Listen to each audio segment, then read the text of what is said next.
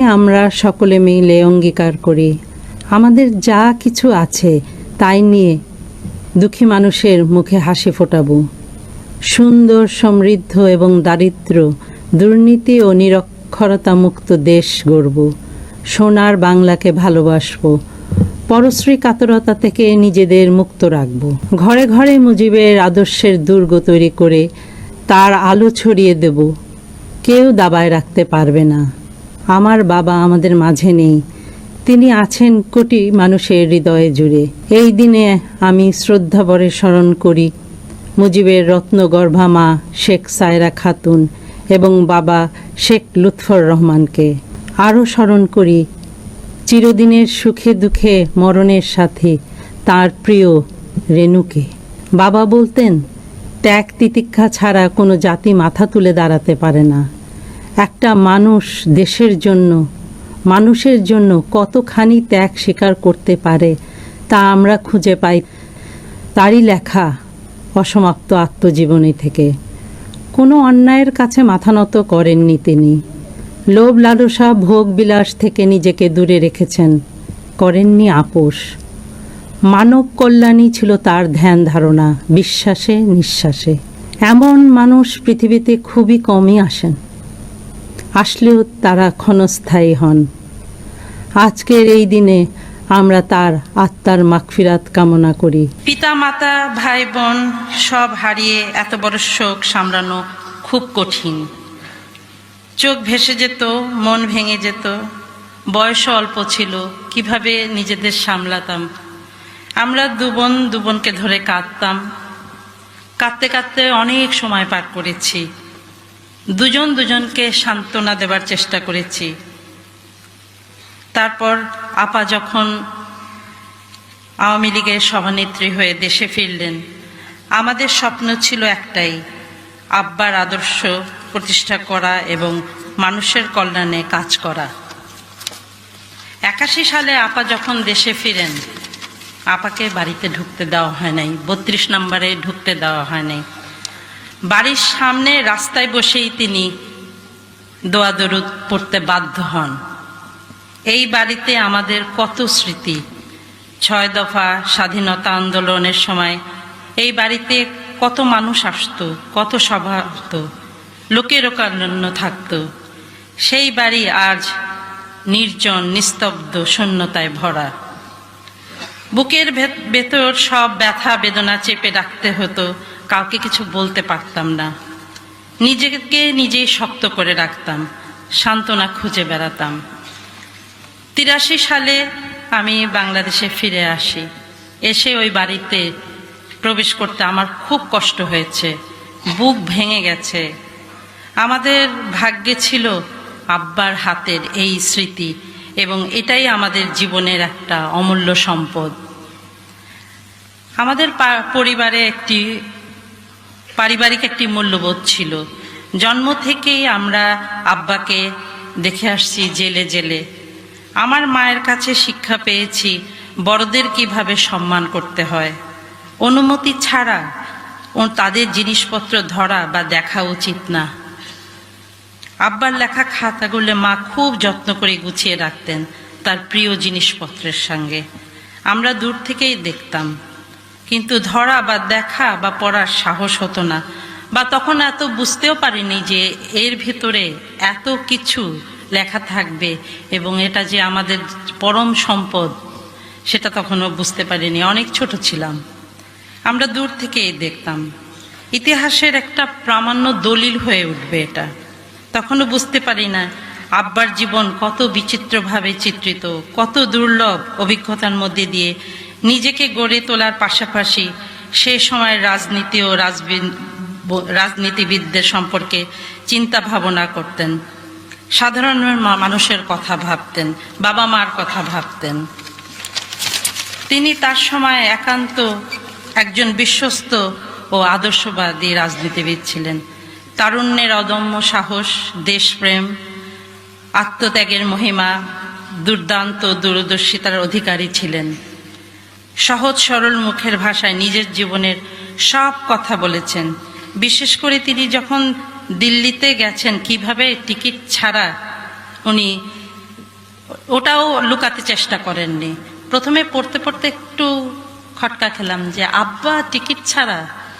চিন্তা করে ওনার বয়সটা বের করলাম, ওই বয়সে ওইটা সাজে, কারণ তখন তো এটা কোনো দোষের ছিল না।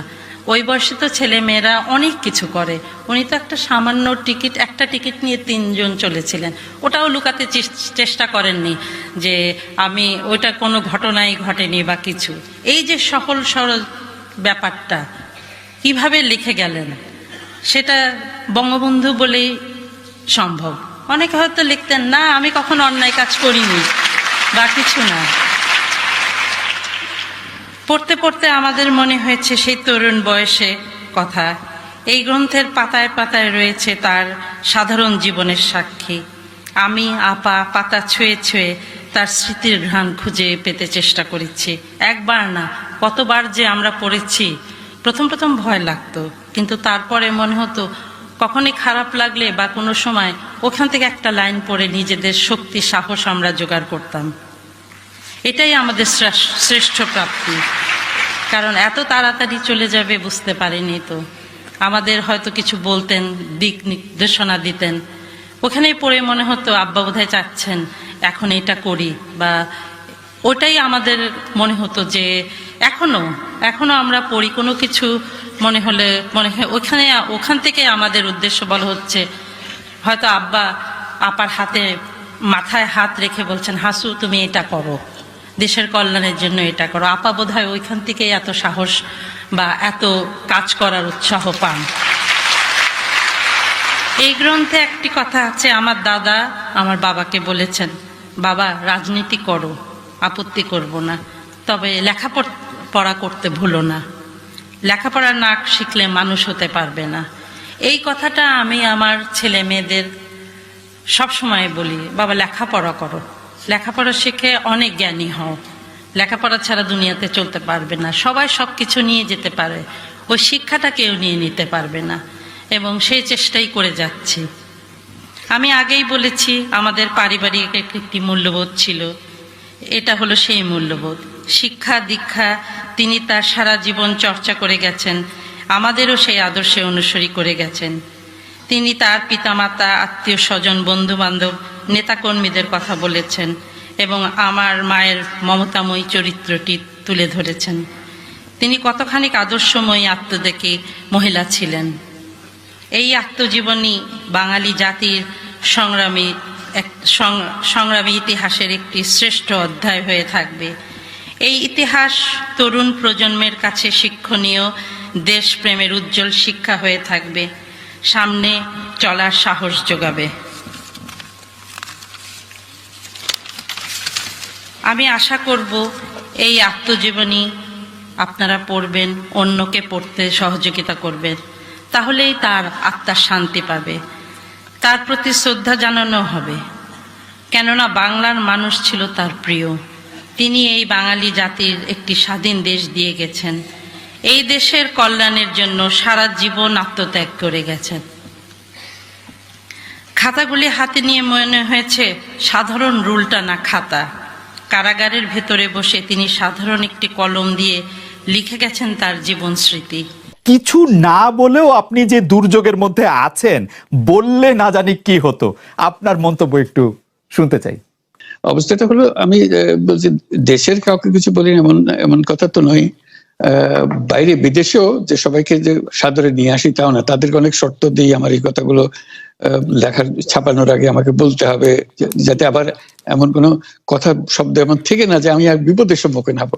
আমি শুধু বিপদ থেকে দূরে থাকার জন্য এটা করছি, কারণ আমি চারদিকে বিপদের মধ্যে আছি। আপনি যখন বলছেন যে গণতন্ত্র মানবাধিকারের পক্ষে এক কণ্ঠে কথা বলার আহ্বান আপনি জানাচ্ছেন, আপনার কাছে কি মনে হচ্ছে যে গণতন্ত্র মানবাধিকারের পক্ষে এখন বহু পক্ষ বহু কণ্ঠ, এটা আসলে এক কণ্ঠে কেউ বলতে পারছে না বা সাহস পাচ্ছে না বা বলছে না, এরকম আপনার মনে হচ্ছে কিনা?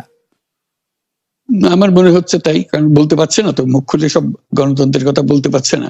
কাজে সেটা বলা, এক বাক্যে বলা, পরিষ্কার কণ্ঠে বলা, এটা আমাদের সবার দায়িত্ব, তো জাতীয় দায়িত্বটা, যে না হলে গণতন্ত্র বলে কিছু থাকবে না আমাদের জন্য, আদৌ গণতন্ত্র বলে কিছু থাকবে না। আপনাকে কি তিনি তার প্রতিদ্বন্দ্বী মনে করেন, নাকি সত্যি তার কাছে এমন কোনো তথ্য রয়েছে যে আপনার বিশাল কোনো রাজনৈতিক অভিলাষ রয়েছে, আপনি কি রাজনৈতিকভাবে তার প্রতিদ্বন্দ্বী হয়ে উঠছেন বলে তিনি আপনাকে অপছন্দ করছেন, না কি কারণে, আপনার কি মনে হয়?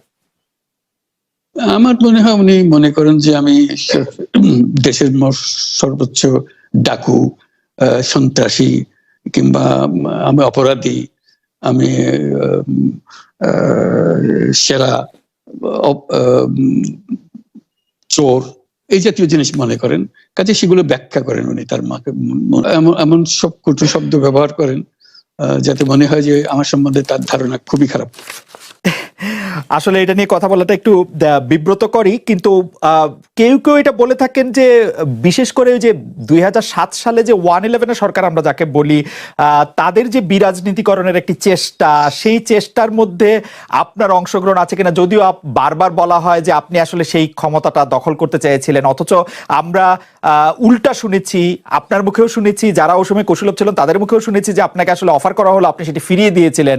কিন্তু কেউ কেউ আবার বলে থাকেন আপনি একটা লম্বা সময়ের জন্য চেয়েছিলেন। এইটি কি একটা কোনো কারণ হতে পারে? এই ব্যাপারটিকে আমাদের দর্শকদের জন্য মানে বা ইয়েদের জন্য একটু আপনি পরিষ্কার করবেন যে আপনি আসলে রাষ্ট্রের সর্বোচ্চ ক্ষমতায় বা রাজনীতির জায়গায়, দেশ পরিচালনায়, সেগুলিতে আপনি আসলে আসতে চেয়েছিলেন কিনা, চান কিনা, বা ওই জায়গা থেকে। যদি চাইতাম খালেদ, যদি চাইতাম, তখন যখন মিলিটারি আমার বাসায় এসে বসে রইল সারা রাত আমাকে রাজি করানোর জন্য, আমি তো লুফে নিতাম। রাজি করানোর জন্য বসে থাকতে হবে কেন? আমি যদি ক্ষমতায় চাইতাম বলে আর চলেন চলেন, কি করতে, কি কোন জামাটা পড়তে হবে দেখিয়ে দেন, এখনই যাচ্ছি। আমি তো সেটা করিনি, তাদের সঙ্গে তর্ক করেছি, সারা রাত ধরে তর্ক করেছে যে না ভাই আমাকে দিয়েন না, আমি এই কাজের উপযুক্ত না, আপনারা অন্য লোক খোঁজেন। তারা আমার উপরে মন ঠিক করে ফেলেছে আমাকে নিতে হবে। আমি বারে বারে বলতেছি তাদেরকে, তারা নিরাশ হয়ে ফিরে গেল, বললো যে সকালবেলায় আবার আসবো, সকালবেলায় আসলে তখন আপনি আমাদেরকে বলেন যে রাজি আছেন। ঠিক আছে, তা না হলে তো আমি সঙ্গে সঙ্গে রাজি হয়ে যেতাম। কে ছাড়ে যে আপনাকে দেশের পুরো সরকারের প্রধান হবার জন্য আহ্বান জানাচ্ছে, বাংলাদেশে এরকম কয়জন মানুষ আছে বলে যে আমি এই দায়িত্ব গ্রহণ করব না? আমি তো করলাম সেটা। এখন আমার নামে বলা হচ্ছে 10 বছর চেয়ে, আমি বছর নিয়ে তো প্রশ্নই উঠে না। তারপরে এরপরে তো কয় বছর, কয় কাণ্ড। আমি 10 বছর দিয়ে কি করবোটা কি? আমি 10 বছর দিয়ে, আমি তো বলছি আমি এই কাজের জন্য নই। দেশে আমার দেশ পরিচালনা করা আমার দায়িত্ব না, আমার কাজ না। আমি জানি না এটা কিভাবে করতে হয়, আমি যেটা জানি সেটা করি। আপনার হাত দিয়ে যখন গ্রামীণ টেলিকমের প্রতিষ্ঠা হয়, তখন এর আয় থেকে আপনি গ্রামীণ ব্যাংকের সদস্যদের জন্য ব্যয় করার কথা বলেছিলেন বা ভেবেছিলেন।